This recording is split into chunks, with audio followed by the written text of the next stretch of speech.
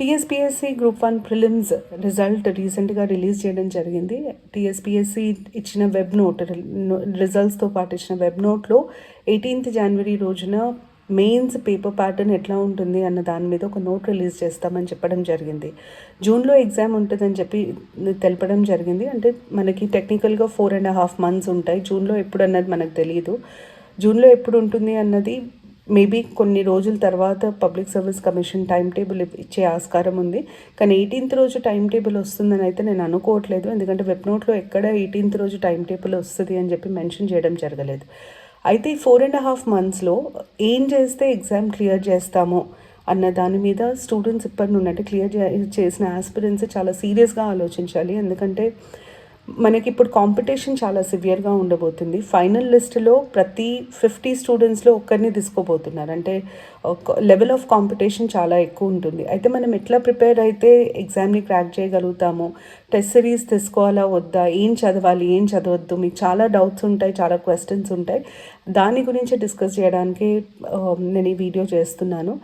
First thing ఏంటంటే ఇప్పుడు కూడా 4.5 months టైం ఉంది కాబట్టి సిలబస్లో ఉన్న ప్రతి అంశం మీద మీ దగ్గర కంటెంట్ ఉందా లేదా అన్నది చూసుకోవడం చాలా ముఖ్యం.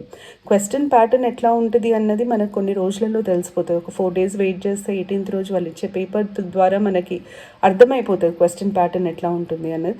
కానీ ప్రతి టాపిక్ మీద కంటెంట్ ఉండేటట్టు చూసుకోవాలి. కంటెంట్ చాలా చాలా ఇంపార్టెంట్. కంటెంట్ లేకపోతే మీరు రాయలేరు. ఎప్పుడైనా మెయిన్స్ ఆన్సర్ రైటింగ్లో ఫస్ట్ మనం చూసేది కంటెంట్ని ఉందా లేదా అన్నది ఫస్ట్ చెక్ చేస్తాను స్టూడెంట్ దగ్గర. సెకండ్ చెక్ చేసేది ఏంటంటే కంటెంట్ ఉంది కానీ వాళ్ళు సరిగ్గా ప్రజెంట్ చేస్తున్నారా లేదా.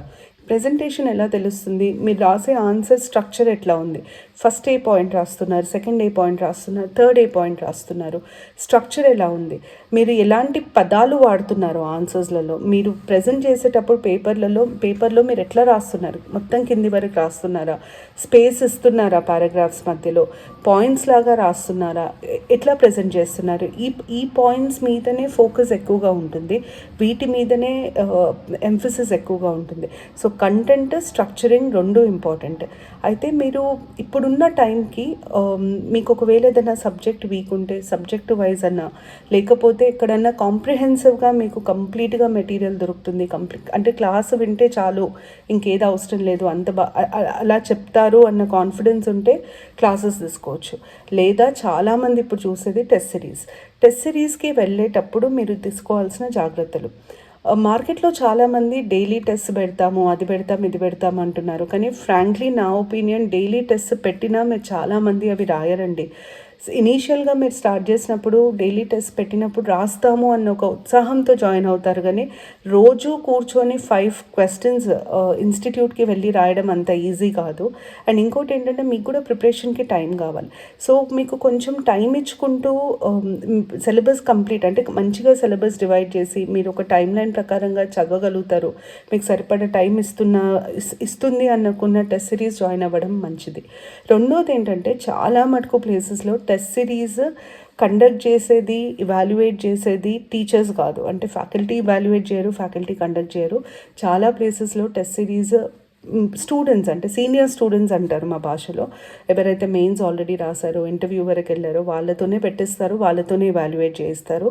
ప్రాబ్లం ఎక్కడ వస్తుందంటే ఇట్లాంటి వాళ్ళు పెట్టినప్పుడు క్వాలిటీ ఆఫ్ పేపర్ మనము మ్యాక్సిమం క్వాలిటీ ఎక్స్పెక్ట్ చేయడం కొంచెం కష్టం. ఫర్ ఎగ్జాంపుల్ నేను ఒక 13 years నుండి పాలిటీ చెప్తున్నాను. నేను పాలిటీ మీద పేపర్ సెట్ చేస్తే దాని స్టాండర్డ్ వేరే ఒక స్టూడెంట్ సెట్ చేసిన దాని స్టాండర్డ్ చాలా డిఫరెన్స్ ఉంటుంది.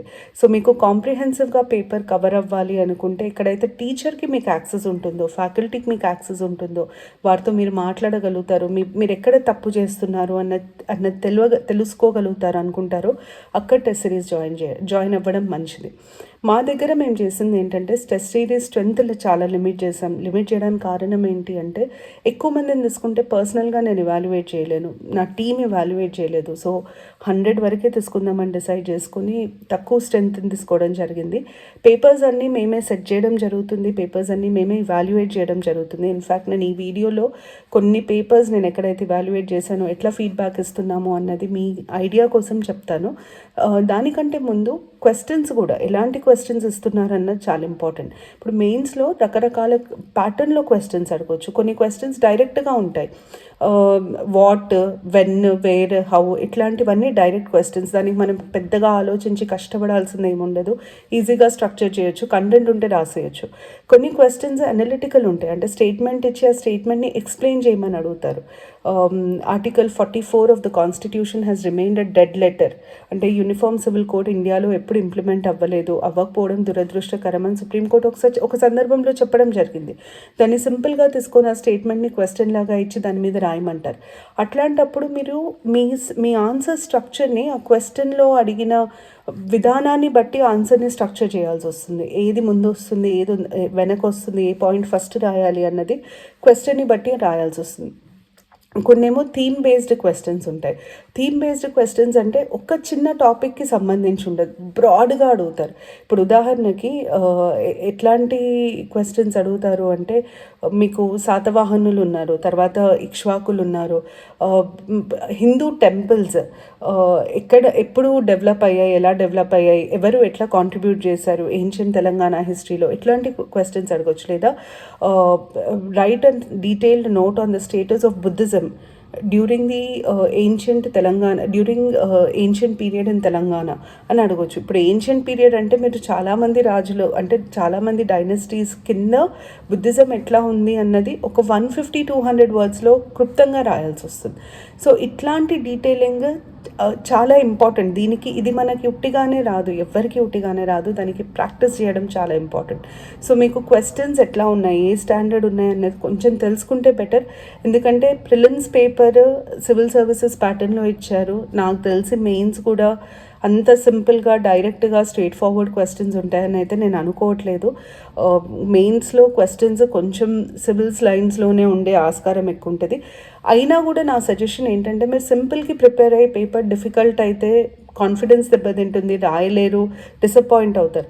కానీ మీరు హయ్యెస్ట్ స్టాండర్డ్కి ప్రిపేర్ అయ్యి వెళ్తే మీకు తక్కువ స్టాండర్డ్ పేపర్ వచ్చినా చాలా ఈజీగా రాయగలుగుతారు. మీకు ఆ ఇనీషియల్ షాక్ ఉండదు. ప్రిలిమ్స్ తర్వాత చాలామంది స్టూడెంట్స్ ఇచ్చిన ఫీడ్బ్యాక్ ఏంటి అంటే, మేడం ఇంత టఫ్ వస్తుంది అనుకోలేదు, టఫ్ వచ్చింది పేపర్, అసలు ఆ పేపర్ సింక్ అవ్వడానికి మాకు కొంచెం టైం పట్టింది, ఇట్లాంటి కమెంట్స్ వచ్చినాయి. మేము రిపీటెడ్గా చెప్పడం జరిగింది, మెయిన్ ప్రిలిమ్స్ ఈజీగా తీసుకోకండి, టఫ్ ఉంటుంది, స్టేట్మెంట్ బేస్డ్ క్వశ్చన్స్ ఎక్కువ వస్తాయి. మా టెస్ట్ సిరీస్కి వచ్చిన పిల్లలకు కూడా రిపీటెడ్గా చెప్తే ఇంత టఫ్ ఉంటుందా గ్రూప్ 1 అన్నారు. కానీ మీరు ఒక్కసారి లాస్ట్ 2018లో జరిగిన గ్రూప్ 4 పేపర్ చూసుకున్నా కూడా గ్రూప్ 4 పేపర్లో ఎక్కువ స్టేట్మెంట్ బేస్డ్, అంటే 150 క్వశ్చన్స్లో 75-77 క్వశ్చన్స్ స్టేట్మెంట్ బేస్డ్ క్వశ్చన్స్ ఇచ్చారు గ్రూప్ 4కి.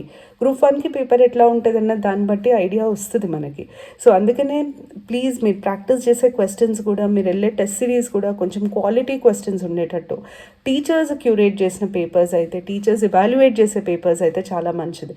అండ్ ఇంకొకటి ఏంటంటే, కాంపిటేటివ్ ఎగ్జామ్స్కి మీ ప్రిపరేషన్ ఎంత ఇంపార్టెంటో గైడెన్స్ కూడా అంతే ఇంపార్టెంట్.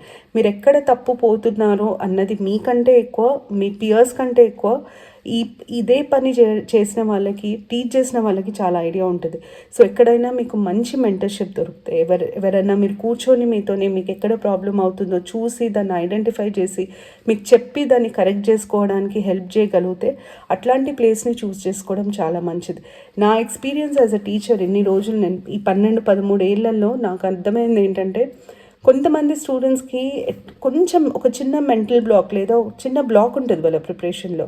హ్యాండ్ హోల్డింగ్ చాలా ఇంపార్టెంట్. అంటే ఎవరైనా చేపట్టుకొని నడిపిస్తే, ఎవరైనా కూర్చోబెట్టి బాబు నువ్వు ఇక్కడ తప్పు చేస్తున్నావు, లేదా అమ్మ నువ్వు ఇది తప్పు చేస్తున్నావు, ఇది ఇట్లా ఉండకూడదు అని చెప్తే వాళ్ళ రిజల్ట్ ఇంప్రూవ్ అయిన ఆస్కారాలు, అంటే అయినవి నేను చాలా చూశాను, నా కెరియర్లో చాలా చూశాను.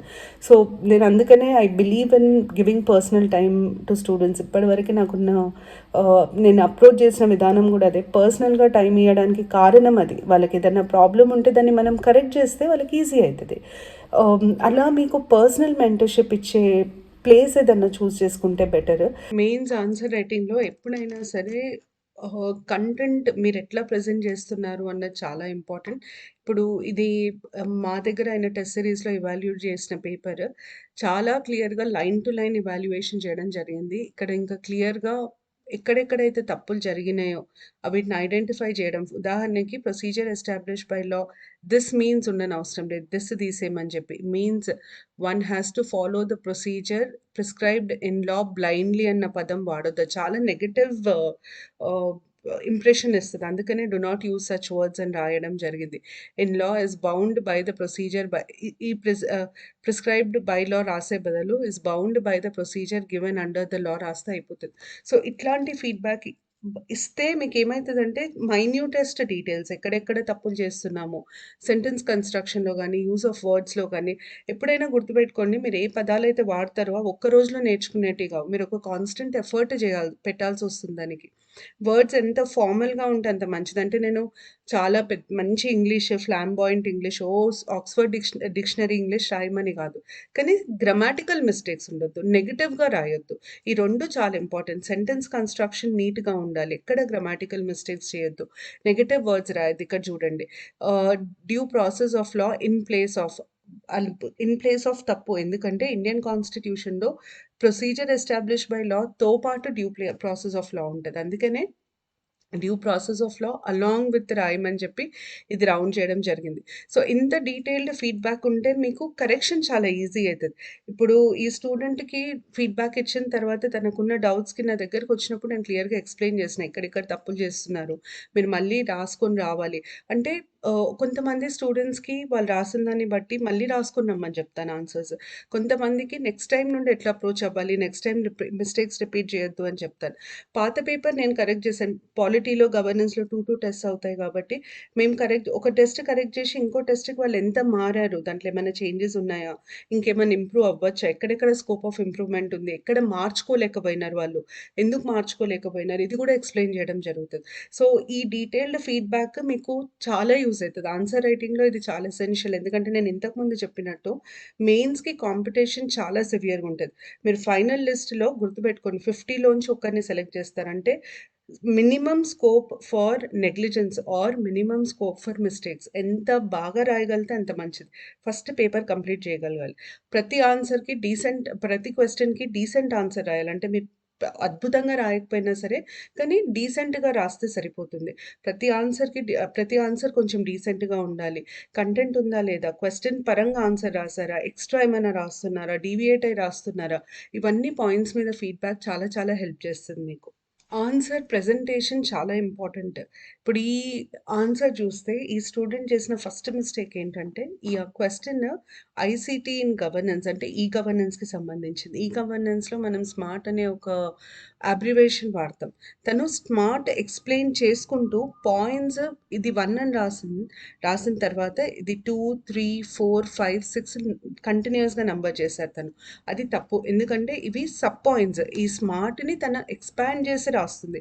స్మార్ట్ అంటే simple, moral, accountable, responsible, transparent governance అని అర్థం. వీటిని బుల్లెట్స్ పెట్టాలి. అందుకనే why are you numbering the points ఇది రాసాను. You could have given examples. తనేం చేసిందంటే అసలు ఐసీటీ ఇన్ గవర్నెన్స్ ఎక్స్‌ప్లెయిన్ చేయమని క్వెషన్ అడిగినప్పుడు, తను స్మార్ట్ అన్న ప్రిన్సిపల్ మీద ఎక్స్‌ప్లెయిన్ చేసినప్పుడు, ఆ సింపుల్, మారల్, అకౌంటబుల్, రెస్పాన్సిబుల్, ట్రాన్స్‌పరెంట్‌కి అక్కడే ఎగ్జాంపుల్స్ ఇస్తే అయిపోతుంది. మళ్ళీ తను సెపరేట్‌గా ఎగ్జాంపుల్స్ రాస్తే ఇవాల్యుయేటర్ వాటిని కనెక్ట్ చేసుకొని చదవరు. ఇవాల్యుయేటర్‌కి మీరు ఈజీగా రాయాలి. అంటే వాళ్ళు రిలేట్ చేసుకొని చూడంగానే వాళ్ళ కంటెంట్, కాంటెక్స్ట్ అర్థమయ్యేటట్టు రాయాలి. సో, అందుకనే తనకి ఈ ఫీడ్‌బ్యాక్ ఇవ్వడం జరిగింది. You could have given examples for these only. ఇక్కడే ఎగ్జాంపుల్స్ సింపుల్ ఎట్లా సింపుల్ దానికి 2, 3 ఎగ్జాంపుల్స్, ఎట్లా మారల్, ఎట్లా అకౌంటబుల్ 2, 3 ఎగ్జాంపుల్స్ అట్లా ఇచ్చేస్తే ఇక్కడే ఆన్సర్‌కి ఎక్కువ మార్క్స్ వచ్చే స్కోప్ ఉంటది. ఇంకొక మిస్టేక్ ఈ స్టూడెంట్ చేసిందేంటంటే లాస్ట్ వరకి ఎప్పుడు రాయొద్దండి. కనీసం ఇంత స్పేస్ అన్నా వదిలిపెట్టాలి. తనకు అందుకనే డోంట్ రైట్ టిల్ హియర్. రిపీటెడ్‌గా ఈ స్టూడెంట్‌కి ఇచ్చిన ఫీడ్‌బ్యాక్‌లో ఇది నేను కన్సిస్టెంట్‌గా చెప్పిన పాయింట్. కింది వరకి రాయొద్దు, కింది వరకి రాయొద్దు. మీరు కనీసం ఇంత స్పేస్ వదలాలి. అండ్ ఇంకొక అలవాటు ఏముంటదంటే కొంతమంది స్టూడెంట్స్‌కి ఇక్కడ ఆన్సర్ అయిపోతది. ఇక్కడి వరకు ఇది గ్యాప్ వదిలేసి నెక్స్ట్ పేజ్‌లో కొత్త ఆన్సర్ మొదలుపెడతారు. గ్యాప్ వదిలినప్పుడు ఎప్పుడైనా ఇట్లా స్ట్రైక్ ఆఫ్ చేయాలి. గ్యాప్ వదలకుండా ఉంచొద్దు. ఇవన్నీ చిన్నవి. కానీ మనము అంటే మీరు ఇన్‌స్ట్రక్షన్స్‌లో చదివితే కూడా ఈ విషయాలు మీకు తెలుస్తాయి. కానీ ఆహ్, ఇన్‌స్ట్రక్షన్స్‌లో చదివి అప్పటిదప్పుడు అది అలవరుచుకొని రాయడం చాలా కష్టం. అదే మీకు టెస్ట్ సిరీస్‌లో ఈ ఫీడ్‌బ్యాక్ అంతా వచ్చిందనుకోండి, మీకప్పుడు దేని మీద రాయాలి మీకది అలవాటయిపోతది. మీరు ఆ తప్పులు రిపీటెడ్‌గా చెయ్యరు. కొంతమంది క్వెషన్ నంబర్ రాయరు. క్వెషన్ నంబర్ రాయకపోవడం చాలా తప్పు. మీరు మీకిప్పుడు వెబ్ నోట్ చూస్తే గ్రూప్ 1 రిజల్ట్స్‌తో పాటు ఇచ్చిన వెబ్ నోట్‌లో చూస్తే చాలా క్లియర్‌గా పబ్లిక్ సర్వీస్ కమిషన్ ఏం చెప్పింది? రాంగ్ బబ్లింగ్ చేసిన వాళ్ళని మేము ఎలిమినేట్ చేసినాం. బబ్లింగ్ చేయని వాళ్ళని ఎలిమినేట్ చేసినాం. అట్లాగే మీరు క్వెషన్ నంబర్ రాయకపోతే ఆన్సర్ షీట్ మీద మీకు ఆ ఆన్సర్‌కి మార్క్స్ పడవు. As simple as this. అందుకనే క్వెషన్ నంబర్ రాసారా లేదా దగ్గర నుండి ప్రతి ఒక్కటి చెక్ చేయడం జరుగుతుంది టెస్ట్ సిరీస్‌లో. ఇట్లా చేస్తే మీకెక్కువ బెనిఫిషియల్ ఉంటుంది. సో, ఇవన్నీ పాయింట్స్ మీరు మైండ్‌లో పెట్టుకోవడం చాలా ఇంపార్టెంట్. టెస్ట్ సిరీస్‌లో ఈ జాగ్రత్తలు చాలా ఇంపార్టెంట్. మీరు టెస్ట్ సిరీస్ చూస్ చేసుకునేటప్పుడు ఈ కొన్ని పాయింట్స్ గుర్తుపెట్టుకోండి. ఫస్ట్ ఎవరు ప్రిపేర్ చేస్తారు పేపర్? టీచర్స్ ప్రిపేర్ చేస్తారా? లేకపోతే సీనియర్ యాస్పిరెంట్స్ ప్రిపేర్ చేస్తారా? సెకండ్, ఎవరు కరెక్ట్ చేసి ఎవరు ఫీడ్‌బ్యాక్ ఇస్తారు? కరెక్షన్ టీచర్ చేస్తే వాళ్ళకుండే పాయింట్ ఆఫ్ వ్యూ, వాళ్ళకుండే ఎక్స్‌పీరియన్స్ చాలా హెల్ప్ అవుతుంది మీకు. సో, కరెక్షన్ ఎవరు చేస్తారు? ఫీడ్‌బ్యాక్ ఎవరిస్తారు? థర్డ్, నేను ఇంతకుముందు ఇన్సిస్ట్ చేసి చెప్పిన పాయింట్ హ్యాండ్ హోల్డింగ్. అంటే ఎవరన్నా కరెక్ట్‌గా మెంటర్ చేసేవాళ్ళు, ఎక్స్‌పీరియన్స్ ఉన్నవాళ్ళు, ఎగ్జామ్ చూసిన వాళ్ళు. నేనిప్పుడు చాలామంది పేపర్స్ కరెక్ట్ చేస్తాను. సో, నాకు ఒక ఐడియా ఉంటుంది ఎవరు ఎట్లా రాస్తున్నారు, ఎవరు ఎంత బాగా రాస్తున్నారు, బెంచ్ మార్క్ ఏముంది, ఉన్న స్టూడెంట్స్‌లలో బెస్ట్ ఏముంది, మిగతా వాళ్ళు ఎక్కడెక్కడ ల్యాక్ అవుతున్నారు, ఆ కంపారిజన్ నా మైండ్‌లో ఉంటుంది. సో, అట్లాంటి ఫీడ్‌బ్యాక్ మీకు వస్తే మీకు చాలా యూజ్ అవుతుంది. అండ్ ఎప్పుడైనా ఏది అవసరం ఉన్నా, ఎక్కడ ఏ సబ్జెక్ట్‌లో మీకు ఇష్యూ ఫేస్ చేసినా మాట్లాడడానికి స్కోప్ ఉండే ప్లేస్‌ని చూస్ చేసుకుంటే మీకు చాలా మంచిది.